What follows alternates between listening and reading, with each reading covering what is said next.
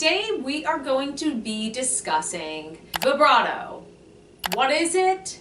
How do we do it? How do we control it? And is it really needed? So stay tuned as I break down the lovely vocal embellishment, vibrato.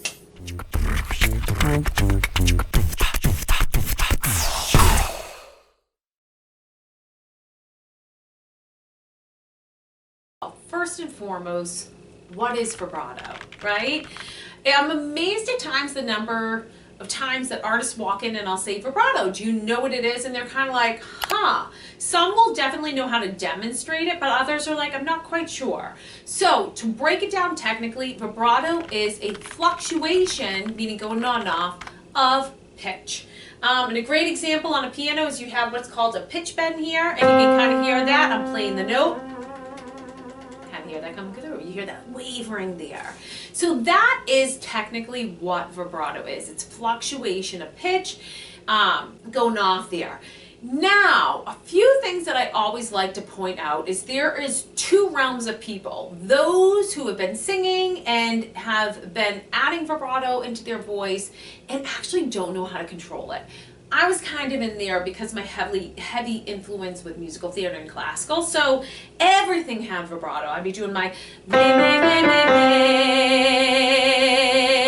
right, and not knowing how to control it. So there are those who don't have it, right? And what we really want, or I advise my artists to do, is to be able to have it, right? But to be able to control it. Because sometimes too much vibrato can scream certain genres that artist doesn't want to have. And that a lack of it doesn't help to add that little oomph. Because again, vibrato is an embellishment, something that adds to the song. So we want to be able to have that ability and capability.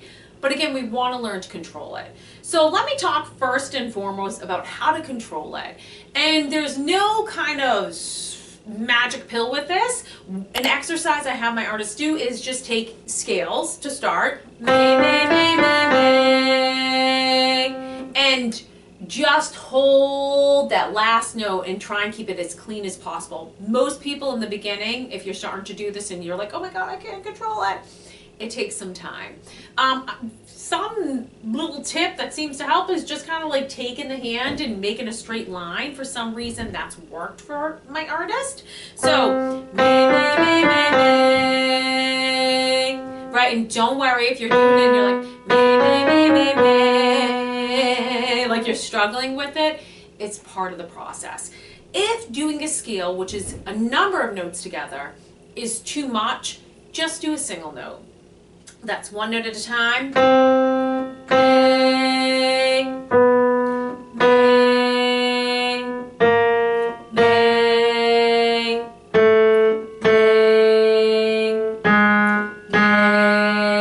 Right? And kind of work your way down and up. I definitely say as people are going into their higher range there to kind of not worry about it so much, just focus in on the note as they're working on expanding their range and hitting those high notes there. So, but as you build more confidence behind hitting those notes or the notes that you're really comfortable with, that can be a great exercise in learning to control it. And that can even translate into the song. So like within your songs, working on, and again, it's not the end product because it can sound very dry not having vibrato, but it's just switching the gears and being able to do that. So within the song, just working on like no vibrato at all, it can be a challenge, but I have faith in you. I know you can, and give yourself some patience as you're working through this here. It will get there, but it's not going to happen overnight. So that's dealing with controlling the vibrato, even dealing with different styles of vibrato, which I'll save for last there. But let me move over to those who are not creating vibrato. What do we do, right? If you have access to a piano, it can be helpful to kind of get the mass or like kind of like the reality and take that pitch bend. You can kind of hear it happening there, and sometimes that helps people in like, oh, imagining where it needs to go. Another really cool trick is just playing single notes. Again, it can be scales, which is multiple, or single notes. It depends on how you feel, right? If it's easier to just focus in on one note when you're adding this in, that's all good. But you can take, I'll start with one note, and you can take a couple of of hands. There's something about it. I don't know. You try it now. Maybe you are trying it right now. It's kind of like when you say, there's something going around, like try and say M without closing your words. It doesn't really work, right? So I might have just got you to try and create vibrato. But definitely, there's something about it. Just take a couple of hands, do this here. Another little trick you can do is you can also pulsate, I'm going to push over here, on your diaphragm. And a lot of it is not going to be where we want to go with it, because that kind of sounds a little forced. You definitely do not want to be creating vibrato here. I can hear right away when people have been either taught or they themselves have picked up on creating the vibrato, and it's very throaty. It sounds forced and really hard. So it is not about here.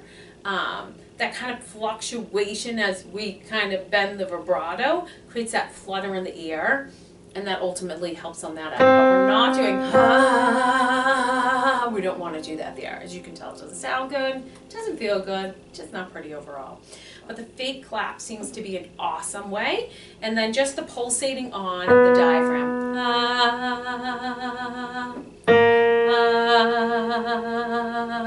Right? And the goal, just like in the controlling realm of it, with this, is the more you do it, the more consistent it will get. Just like as we're expanding range and we're hitting high notes, the more comfortable we get, the more automatic this will be. So don't worry if you're like, oh, this doesn't sound like, yay, like the kind of vibrato I want, which is ultimately nice and smooth, controlled, relaxed. You hear, you know, it doesn't sound forced, right?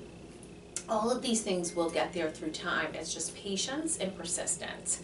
And one last part I want to talk about is the variety of vibrato, right? It's not kind of just like we have multiple kinds of colors or shades of pink. You can have different styles of vibrato. You could have a slower,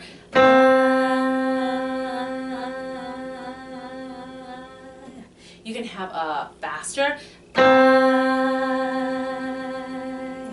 you can have a strong,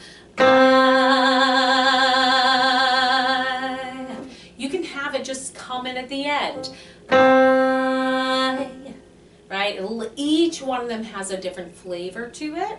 I always say with like the more pronounced one, for me that screams more definitely musical theater. That cool kind of, that little trill at the end, a little bit more contemporary. I think about when I really started to become in tune with that. I think it was like Rihanna, you know, in her earlier albums there. It was part of that there. So playing with different varieties. First and foremost, like anything on a proper gradient or step, it's like, okay, A, do I need to learn to control my vibrato? B, do I not have vibrato? And then once you kind of figure out that and have that mastered, it's like, okay, great, what are the different styles of vibrato?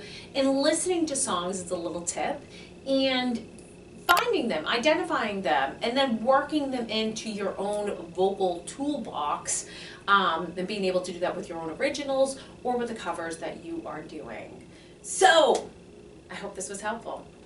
If it was, do me a huge favor. It really, really helps when you all hit that button to subscribe, you like, you comment. That shows me this is reaching you, that it is helping you, and that helps me in turn to know, hey, I want to keep creating this content because I know it's getting out there and servicing you all, which is the goal. So, thanks so much, and here's to